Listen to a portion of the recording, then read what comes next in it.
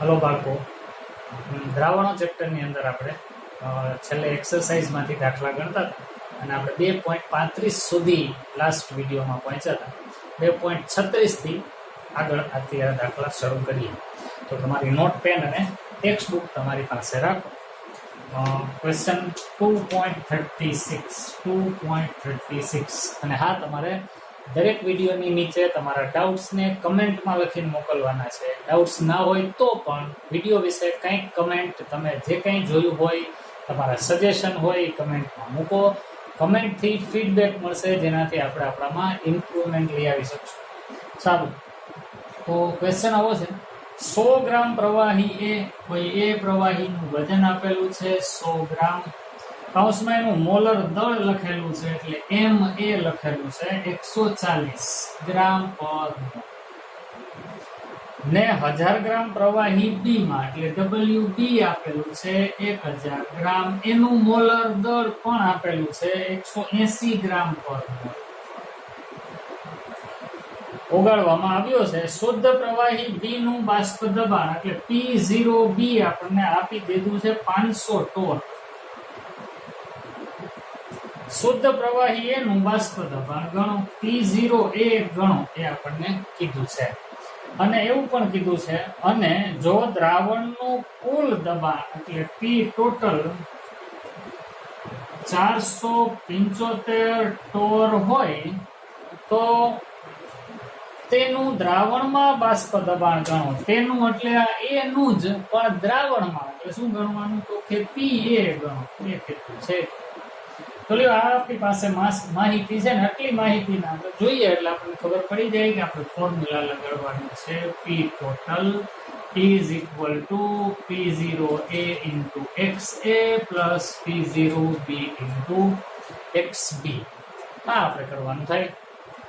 આપણી પાસે P total ની વેલ્યુ છે, આપણી પાસે P0A નથી, જે આપણે ગોતવાનું છે.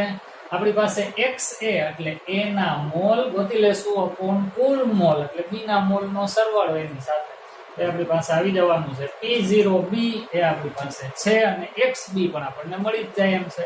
બસ, તો સીધે સીધું આમાં આપણી વેલ્યુ મૂકતી જવાની. P ટોટલ છે 475 ઇઝ ઇક્વલ ટુ આ આપણે ફાઇન્ડ કરવું છે P0A.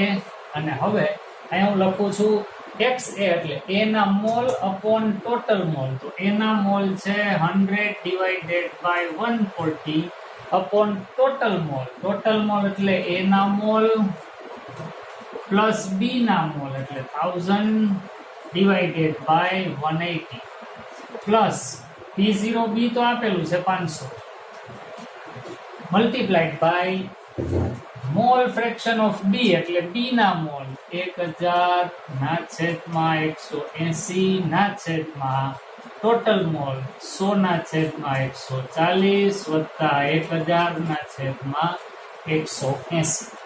સારું, હવે આનું સાદુરૂપ આપવાનું છે આપણે. 475 એમને રાખીએ, P0A એમને, અને આનું સાદુરૂપ આપીએ 100 ભાગ્યા 140. 100 ભાગ્યા 140 એટલે એ આવશે 0.714. 0.714 ના છેદમાં 0.714 વત્તા 1000 ભાગ્યા 180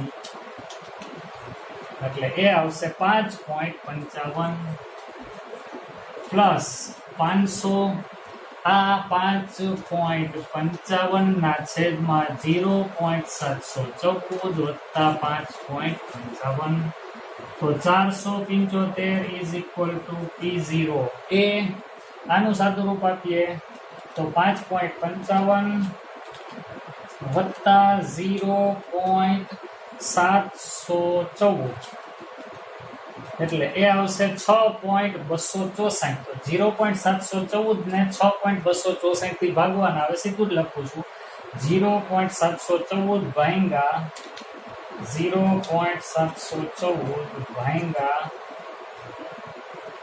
6.264 એટલે આવે 0.1139.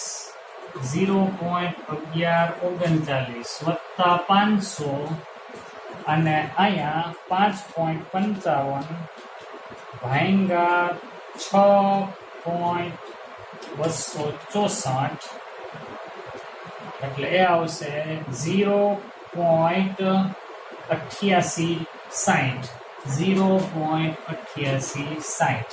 હવે એનું સાદુરૂપ આપીએ 475 બરાબર P0 એ 0.1139 વત્તા 500 ગુણ્યા 0.8860 એટલે આવ્યા 443.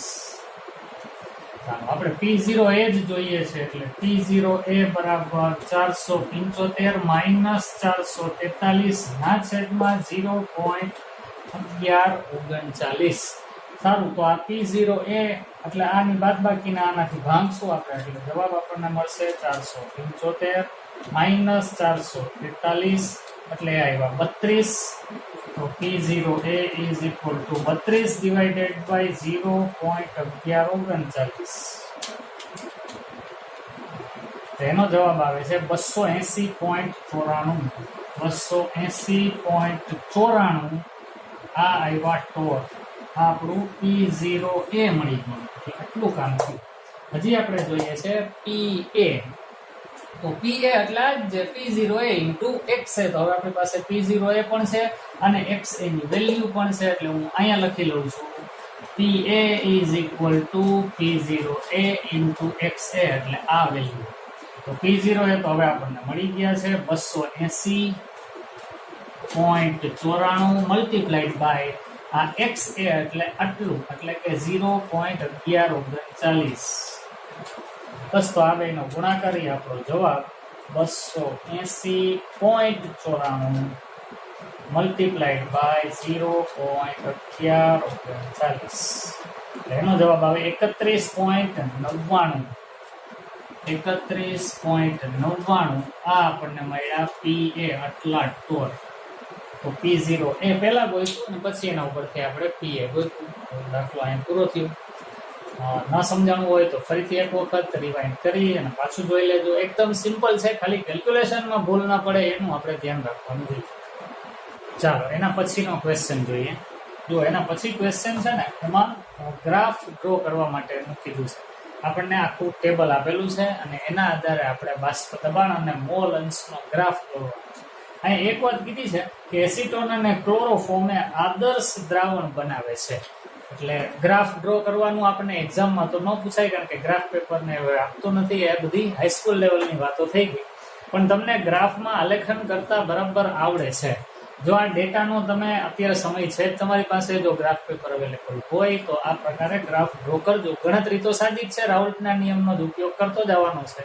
અને તમે આદર્શ દ્રાવણ છે એટલે જો એનો ગ્રાફ દોરશો, અહીંયા આવશે બાષ્પ દબાણ, અહીંયા આવશે મોલ અંશ, તો એનો તમને ગ્રાફ આ ટાઈપનો મળશે.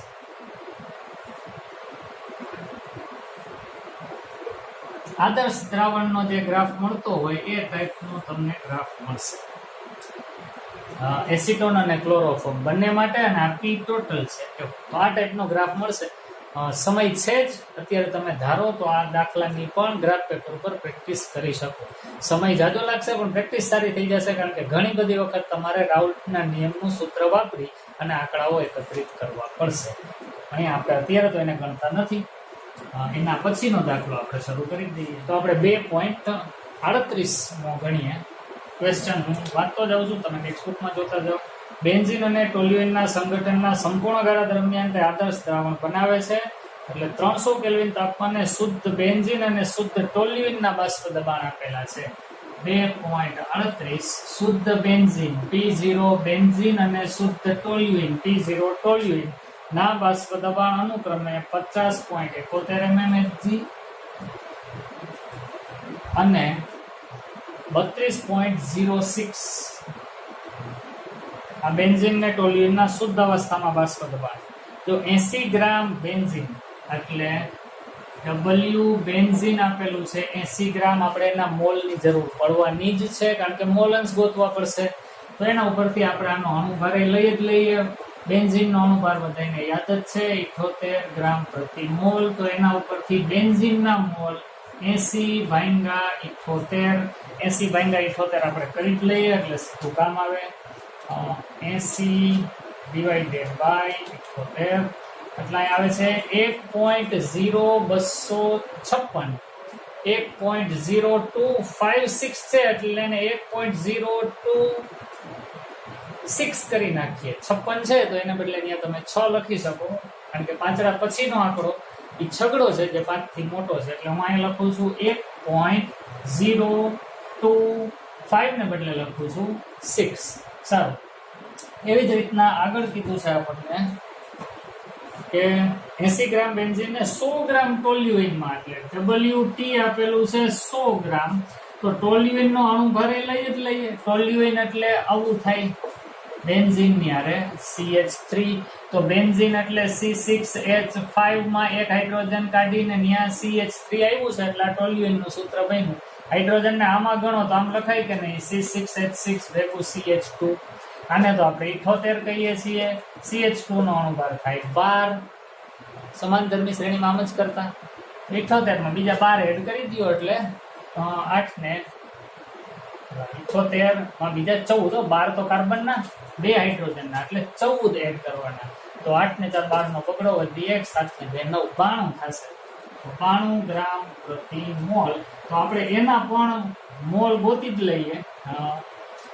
ટોલ્યુઇનના મોલ બરાબર 100 ડિવાઇડેડ બાય 92 તો 100 ભાગ્યા 92 પણ કરી નાખીએ 100 ભાગ્યા 92 તો એનો જવાબ આવે છે 1.0869 એવું આવે છે 1.0869. બાળકો આ કેલ્ક્યુલેટરમાં જ્યારે જાજા બધા આંકડા આવે તમને રાઉન્ડિંગ ઓફ કરતા ફાવે છે કરવું જ જોઈએ નહીતર જવાબમાં ફ્લક્ચ્યુએશન આવશે. તો 1.0869 છે મારે પોઈન્ટ પછી અહીંયા 3 આંકડા લીધા છે તો અહીંયા મારે 3 આંકડા જ લેવા છે 08 પછી હું અહીં 7 લખી નાખીશ. શું કામે તો કે 69 ને હું 70 કહી દઈશ તો અહીં હું લખું છું 1.087 એવું મેં લખી લીધું. સારું, પછી આગળ મને શું કીધું છે તો બેન્ઝીનનો બાષ્પ અવસ્થામાં મોલ અંશ ગણો. બાષ્પ અવસ્થામાં બેન્ઝીનના મોલ અંશ એટલે YB આપણે ગોતવાના છે. બાષ્પ અવસ્થાના મોલ અંશને y સંજ્ઞાથી બતાવો તો જુઓ તો YB નું તો ફોર્મ્યુલા આવું બનશે YB = PB/P ટોટલ. બાષ્પ અવસ્થામાં કોઈ પણ ઘટકના મોલ અંશ એટલે તે ઘટકનું બાષ્પ દબાણ ભાગ્યા કુલ દબાણ તો આપણે PB અને P ટોટલ ગોતવું પડશે. એનો અર્થ જ એવો કે P ટોટલ ગોતવાનું છે. P ટોટલમાં PB ઓટોમેટિક આવી જ જવાનું છે. સારું, તો આપણું રાઉલ્ટના નિયમ વાળું P ટોટલનું જ ફોર્મ્યુલા અહીંયા એપ્લાય કરવાનું થાય. કરી દઈએ. P total is equal to P0 benzene into X benzene એટલે આખું PB થઈ ગયું વત્તા P0 toluene into X toluene એ આપણું PT થયું. આપણે PB ની જરૂર પડવાની છે એટલે હું બોલી દઉં છું અહીંયા.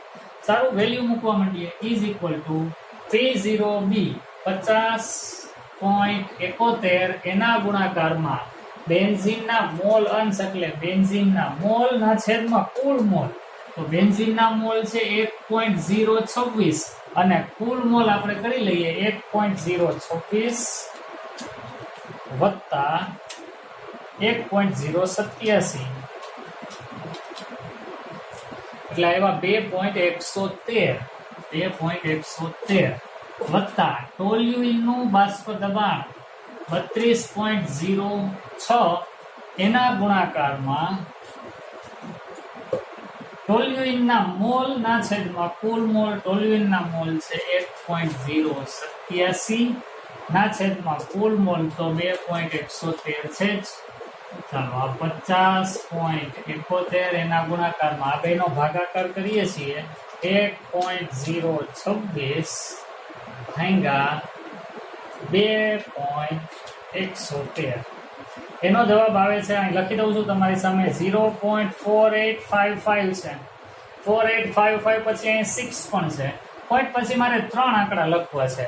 હવે જુઓ તો આ પાંચડા પછી પાંચડો છે એટલે આમ તો અડધે જ પહોંચેલી વસ્તુ થઈ પણ આ છગડો છે એટલે તમે 56 ને તમે 60 ગણો તો અહીંયા પાછા 56 નથી એટલે હું એને 60 ગણી શકું એટલે 0.486 અહીં લખું છું 0.486 સારું વત્તા હવે આ 32.06 એના ગુણાકારમાં 1.087 ભાંગ્યા 2.113 એટલે એનો જવાબ આવે છે 0.51443 એમ જ છે. તો એમાં તો બધા આંકડા 5 થી નાના જ છે, તો 0.51 ને 4 આટલું જ લખીને આપણે અટકાવી દઈશું.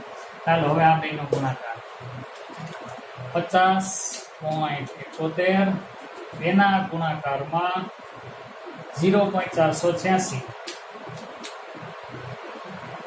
એટલે એ આવે છે 24.645 એના પછી અહીં 0 છે એટલે હું એ લખતો નથી, વત્તા આ બેનો ગુણાકાર કરી દઈએ 32.06 એના ગુણાકારમાં 0.514 એનો જવાબ આવે છે 16.47884 16.47884 મારે તો પોઈન્ટ પછી 3 આંકડા જ લખવા છે, પોઈન્ટ પછી 1 2 3 આંકડા લખવા છે. હવે જો આ આંકડો છે એટલે હું આને 9 કહી દઉં.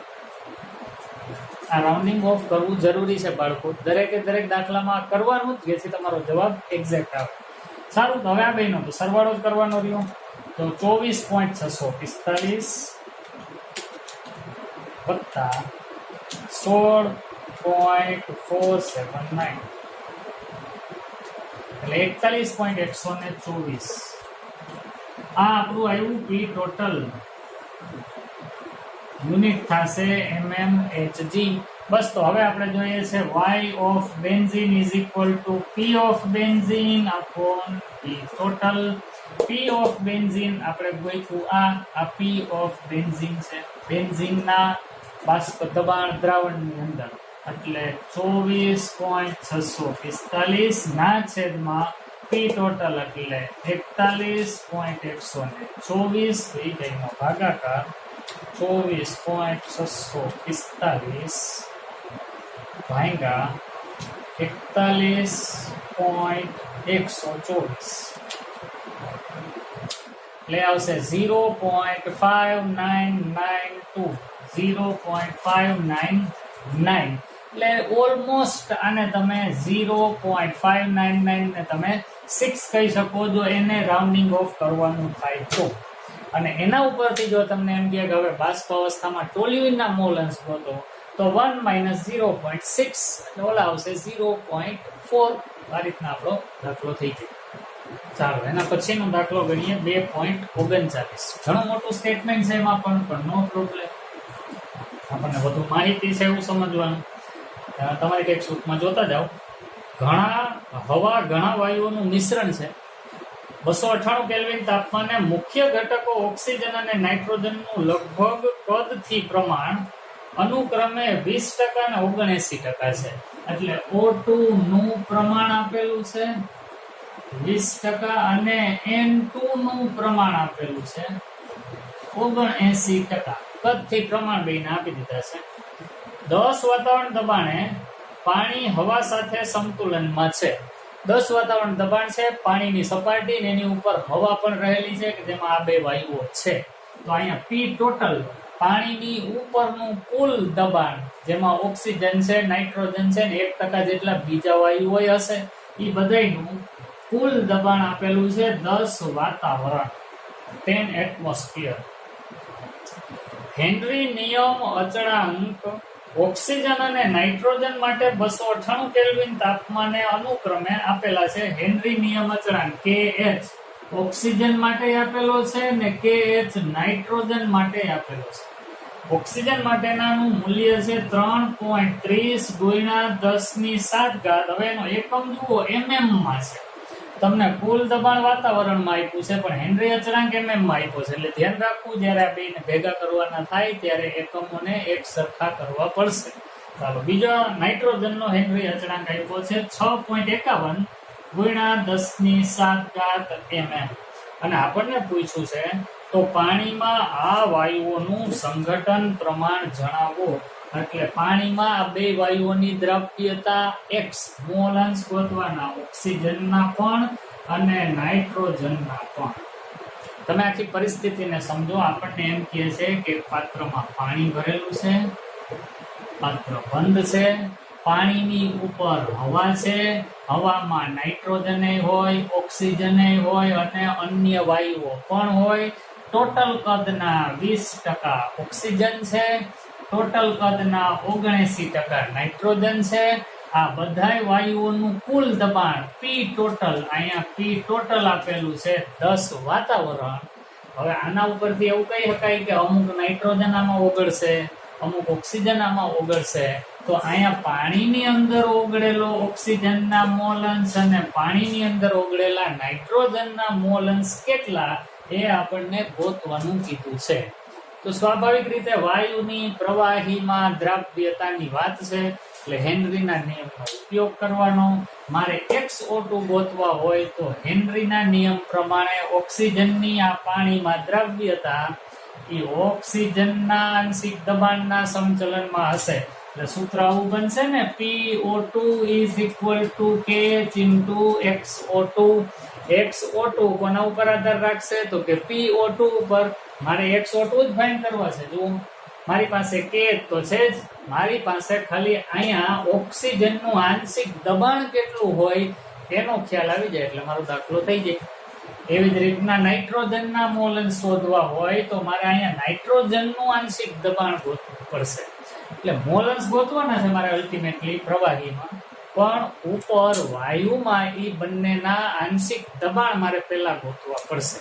તો ત્યાં હું ડાલ્ટનનો નિયમ વાપરીશ, અથવા તો આ પાઠને ધ્યાનમાં લ્યો ને, બાષ્પ અવસ્થામાં કોઈ ઘટકના મોલન્સ જેને આપણે વાય કહેતા, એનું સૂત્ર શું થતું, એમ કહું કે YA = થાય PA/P ટોટલ.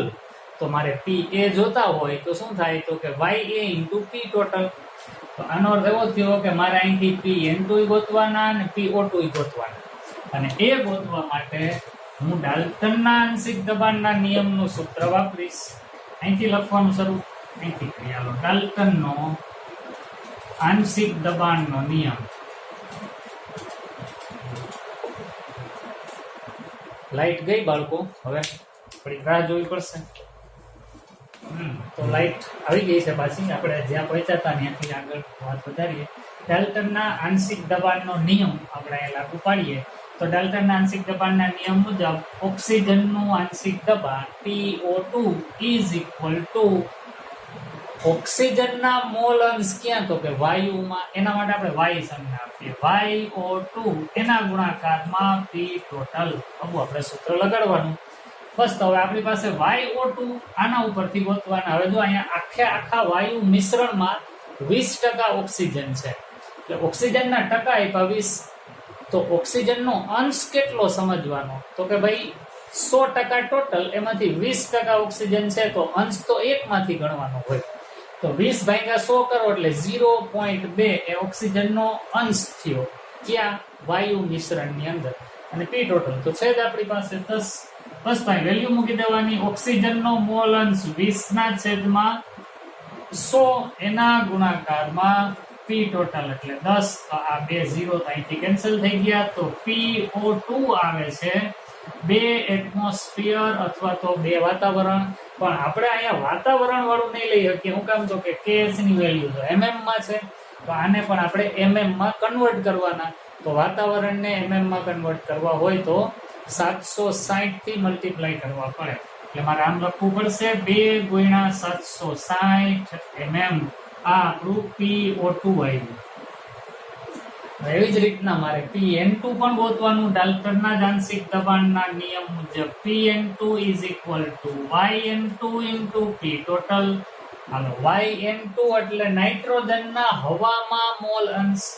તો 79% કીધા છે તો આપણે આવું કરવું પડશે. 79/100 મલ્ટીપ્લાઈડ બાય P ટોટલ છે 10. 1 1 0 કેન્સલ થયા. તો આ તો આવ્યા 7.9 PN2. એ આવ્યા વાતાવરણમાં, પણ એને આપણે mm માં કન્વર્ટ કરીને લેવા પડશે, કારણ કે નાઇટ્રોજનનો હેનરી અચળાંક mm માં આપેલો છે. તો 7.9 મલ્ટીપ્લાઈડ બાય 760 mm. આવ્યું PN. ચાલો જોજો ધ્યાનથી. હવે એક મહત્વની વાત કરું છું તમારી સામે. અહીંયા આપણને 298 કેલ્વિન તાપમાને O2 અને N2 ના KH આપેલા છે. કન્સેપ્ટમાં આપણે એવું જ શીખ્યા છીએ કે જેમ KH નું મૂલ્ય વધુ એમ વાયુની પ્રવાહીમાં દ્રવ્યતા ઓછી. જેમ KH નું મૂલ્ય વધુ એમ વાયુની પ્રવાહીમાં દ્રવ્યતા ઓછી. પણ ક્યારે? તો કે માની લો કે આ બે વાયુના આંશિક દબાણ સરખા હોત ને તો જેનો KH વધુ હોત એની દ્રવ્યતા ઓછી થાત. આ બે વાયુના આંશિક દબાણ સરખા હોત તો જેનો KH વધુ એની દ્રવ્યતા ઓછી. તો સીધે સીધું આને જોઈને એમ લાગે કે નાઇટ્રોજનનો KH મોટો છે એટલે દ્રવ્યતા ઓછી હોવી જોઈએ, પણ અહીં જુઓ બેના દબાણ જુઓ. ઓક્સિજનનું આંશિક દબાણ જેટલું છે ને એના કરતા નાઇટ્રોજનનું આંશિક દબાણ ઘણું વધુ છે. અહીંયા 2 ને અહીંયા 7.9 એટલે ઓલમોસ્ટ 8 એટલે આના કરતા 4 ગણું વધુ દબાણ છે. તો સ્વાભાવિક રીતે ભલે ને નાઇટ્રોજનની પાણીમાં દ્રાવ્યતા ઓછી છે પણ અહીંયાનું દબાણ ઓક્સિજન કરતા ઘણું જાજુ હોવાને કારણે કદાચ આપણા જવાબમાં એવું આવે કે ઓક્સિજન કરતા નાઇટ્રોજનની દ્રાવ્યતા આપણને અહીંયા વધુ મળશે, કારણ કે નાઇટ્રોજનનું આંશિક દબાણ જાજુ છે. ચાલો ચેક કરીએ. તો હવે આપણે આ સૂત્ર હેનરીનો નિયમ વાપરીને, એટલે હવે હું અહીંયા ઉપર લખીશ હેનરીના નિયમ મુજબ. હેનરીના નિયમ મુજબ PO2 is equal to KH into XO2. મારે જોઈએ છે XO2 એટલે કે PO2 upon KH. હાલો PO2 એટલે આપણે મેળવાઈ mm વાળા 2 × 760 upon KH ઓક્સિજન માટે કેટલા? તો કે 3.30 × 10⁷. ચાલો આ બેનો આપણે ભાગાકાર કરવાનો, કેલ્ક્યુલેટરનો ઉપયોગ કરીએ. 2 × 760 એને ભાગ્યા 2 × 760 એટલે આવે છે 1520, એને ભાગ્યા 3.30 તો એનો જવાબ આવે છે 460.60. એટલે અહીંયા જવાબ લખું છું 460.60 ગુણ્યા 10 ની આ 7 ઉપર જાય એટલે લખવાનું -7. જવાબ હંમેશા સાયન્ટિફિક નોટેશનમાં જ લખવાનો, એટલે એક ડિજિટ પછી પોઈન્ટ આવે એવી રીતના લખવાનું. એટલે ડેસિમલ પોઈન્ટ અત્યારે અહીંયા છે, એને આપણે 2 સ્ટેપ આ બાજુ ખસેડીએ એટલે 4.60 લખવું પડે. તો ડેસિમલ પોઈન્ટ 2 સ્ટેપ જેટલો દૂર ખઈશો પાવરથી તો ઓલો પાવર ઘાત છે ને એ 2 જેટલી વધશે. -7 કરતા 2 વધુ એટલે -5. તો આ આપણા XO2 આવ્યા. ઓક્સિજનની પાણીમાં દ્રાવ્યતા આટલી છે. હવે નાઇટ્રોજનની પાણીની દ્રાવ્યતા ગોતવાની. વળી પાછી આ જ procedure PN2 is equal to KH into XN2. હું સીધા XN2 નું જ ફોર્મ્યુલા લખું તો XN2 is equal to PN2 upon KH. ચાલો તો નાઇટ્રોજન માટે આંશિક દબાણ કેટલું? તો કે 7.9 into 760 divided by નાઇટ્રોજન માટે KH છે 6.51 ગુણ્યા 10⁷. ચાલો તો હવે આપણે ઓલાનો ગુણાકાર કરીએ. 7.9 ગુણ્યા 760 એટલે એ આવે છે 6004, પણ એને ભાગ્યા કરવાના 6.51. એનો આન્સર આવશે 922.27. હું લખું 922.27 પણ ગુણ્યા 10 ની ઉપર જાય એટલે -7. મારે સાયન્ટિફિક નોટેશનમાં લખવાનું થાય એટલે પોઈન્ટ 2 ડિજિટ આ બાજુ ખસેડીએ એટલે 9.22 મલ્ટીપ્લાઈડ બાય 10⁻⁻5. આ આપણા એવા XN2. જોઈ શકો છો અહીંયા કે આના કરતાનું આંશિક દબાણ વધુ છે ને એટલા માટે ઓક્સિજનની દ્રાવ્યતા કરતા નાઇટ્રોજનની દ્રાવ્યતા વધુ આવી. તો સ્વાભાવિક રીતે હેનરી અચળાંક જેનો મોટો હોય એની દ્રાવ્યતા ઓછી હોય, પણ સમાન દબાણ હોય, સમાન તાપમાન હોય તો. અહીંયા તાપમાન તો સમાન છે બેયનું 298 કેલ્વિન, પણ બેયના આંશિક દબાણ જુદા છે એટલે દ્રાવ્યતામાં ફેર પડે છે. તો આ રીતના આપણો દાખલો અહીંયા પૂરો થાય છે. એના પછીનો દાખલો જોઈએ 2.40.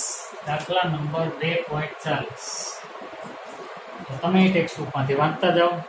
27 ડિગ્રી સેલ્સિયસ તાપમાને એટલે T is equal to 27 plus 273 એટલે હું સીધું લખું 300 કેલ્વિન. 0.75 એટમોસ્ફિયર અભિસરણ દબાણ દર્શાવે, એટલે કે અભિસરણ દબાણ આપ્યું 0.75 એટમોસ્ફિયર, તેવા કેલ્શિયમ ક્લોરાઇડના દ્રાવણ માટે CaCl2 નું દ્રાવણ છે, એના માટે 2.5 લીટર પાણીમાં દ્રાવણ બનાવવા માટે, એટલે પાણીનું કદ આપેલું 2.5 લીટર, CaCl2 એના I ની વેલ્યુ આપેલી છે 2.47 હોય, તો CaCl2 નો જથ્થો નક્કી કરો, એટલે W ઓફ CaCl2 એટલે W2 દ્રાવ્યનું વજન એ આપણે ગણવાનું થાય. ચાલો આ માહિતી રકમ ઉપરથી આપણને મળી. જુઓ આપણને અભિસરણ દબાણ આપેલું છે, તો અભિસરણ દબાણનું સૂત્ર પાઈ is equal to ICRT. T છે C, હવે C આપણે ગોતવું પડશે અને C ને આપણે સાદા સ્વરૂપમાં ફેરવી નાખીએ મોલ પર લીટર, તો લીટર તો અહીં આપી દીધેલા છે પાણીના 2.5, અને આપણને આના CaCl2 ના વજન ગોતવાનું છે અણુભર, આપણને ખબર પડી જાય હમણાં અણુ સૂત્ર ઉપરથી. પાઈ આપણને આપી દીધેલું છે, R આપણી મેળે આપણે લેવું પડશે. જુઓના વાતાવરણનું છે તો R ની વેલ્યુ 0.082 લીટર વાતાવરણ પર મોલ કેલ્વિન લેવાની. સારું, તો આને હું સિમ્પ્લિફાઈ કરું છું. પાઈ ઇઝ ઇક્વલ ટુ I, અહીંયા લખું છું nRT/V. n ને પણ હજી ફેરવી નાખું W/m, એટલે પાઈ is equal to IW2RT/m2V. M2 એટલે કેલ્શિયમ ક્લોરાઇડ નો અણુભાર, તો અણુભાર હું ગોતી લઉં. CaCl2 બરાબર કેલ્શિયમ નો પરમાણુ ભાર 40 વત્તા 2 ગુણ્યા ક્લોરીન નો 35.5, 40 વત્તા 71 એટલે અહીંયા આવે 1 અને 7 ને 4 111 ગ્રામ પ્રતિ મોલ. બસ, તો હવે આપણે W2 ગોતવાનું છે, પ્રમાણ કેલ્શિયમ ક્લોરાઇડ નું દ્રાવણમાં પ્રમાણ. તો W2 ને કરતા બનાવી દઈએ. W2 બરાબર પાઈ M2V અપોન I ગુણ્યા R ગુણ્યા T. કિંમત મૂકી દઈએ. પાઈ ની વેલ્યુ આપણને આપી છે 0.75 ગુણ્યા M2 આપણે હમણાં ગોઈતા 111, V છે 2.5 લીટર. યાદ રાખવાનું અભિસરણ દબાણના દાખલાઓમાં કદને લીટરમાં જ રાખવાનું છે. શું કામે? તો કે અહીંયા R નો આપણે કયો એકમ લીધો? લીટર વાતાવરણ પર મોલ કેલ્વિન, એટલે લીટરમાં જ રાખવાનું. 2.5 ના છેદમાં I એને જ આપણને આપી દીધું છે 2.47, ઓલમોસ્ટ 2.5 ને 2.47 સરખા છે, કેન્સલ કરીએ. હવે આપણે તો પૂરેપૂરું ગણશું, કારણ કે અત્યારે તો કેલ્ક્યુલેટરની છૂટ છે. તો 0.082. જનરલી તમને નીટમાં કે જેઈમાં આ ટાઈપના દાખલા આવશે તો R ની વેલ્યુ તમારે તમારી જાતે નહીં લખવાની થાય, ક્વેશ્ચનમાં આપેલી હશે ને જે આપી હોય એ જ આપણે ત્યાં લખવાની. સારું, અત્યારે તો આપણે આપણી મેળે લીધી છે અને T ની વેલ્યુ 300 કેલ્વિન છે. સારું, તો આના ઉપરથી આપણને હવે જે મળશે W2 મળશે ગ્રામમાં. તો ગુણાકાર ભાગાકાર શરૂ કરીએ. 0.75 એને ગુણ્યા 111 એને ગુણ્યા 2.5, એટલે એ બધું થઈને થશે 208.125. 208.125 ના છેદમાં આ ત્રણેયનો હવે ગુણાકાર કરીએ. 2.47 એને ગુણ્યા 0.0821 એને ગુણ્યા 300, તો એનો જવાબ આવે છે 60.836. 60.836. બસ, તો હવે આ બેનો ભાગાકાર કરીએ. આપણો જવાબ 208.125 ભાગ્યા 60.836. એનો જવાબ આવે છે 3.421. 3.421 ગ્રામ. તો આટલા ગ્રામ કેલ્શિયમ ક્લોરાઇડ આપણા દ્રાવણમાં ઓગળેલું હોય. દાખલો અહીંયા પૂરો થયો. છેલ્લો દાખલો છે આ ચેપ્ટરનો 2.41 દાખલો 2.41 તો જુઓ રકમ હું વાંચું છું ટેક્સ્ટબુકમાં જોતા જાઓ 25 ડિગ્રી સેલ્સિયસ તાપમાને એટલે T બરાબર 25 પ્લસ 273 એડ કરીએ એટલે થાય 298 કેલ્વિન 2 લીટર પાણીમાં એટલે પાણીનું કદ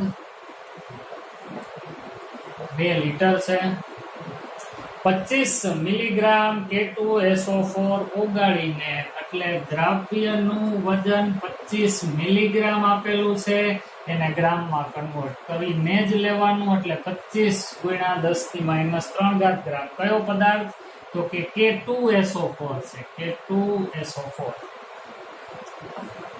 ઓગાળીને બનાવેલા દ્રાવણનું અભિસરણ દબાણ નક્કી કરો એટલે આપણે પાઈ ગોતવાનું છે અહીં K2SO4 નું સંપૂર્ણ વિયોજન થાય છે તેમ ધારી લો K2SO4 નું સંપૂર્ણ વિયોજન થાય છે એનો અર્થ એવો થયો કે એના N અને I ની વેલ્યુ સેમ છે તો N કેટલા તો કે સૂત્ર જોઈને ખબર પડી જાય એક K+1 એવા 2 અને SO4 - 2 એવો 1 એટલે અહીંયા I ની વેલ્યુ આપણે ટોટલ કેટલી લેવાની થાય 3 એક K2SO4 માંથી કેટલા ઘટક કણો છૂટા પડી શકે છે તો કે 3 શું કામે તો કે ટોટલ 100% વિયોજન થાય એવું સમજવાનું છે એટલે આના જે કણો છૂટા પડતા હોય એને જ આપણે I તરીકે લેવાના હવે પાછું અભિસરણ દબાણનું જ સૂત્ર લખીએ તો પાઈ = I CRT R ની પણ જરૂર પડવાની છે તો વળી પાછું 0.0821 લીટર એટમોસ્ફિયર પર મોલ કેલ્વિન તો હવે આપણે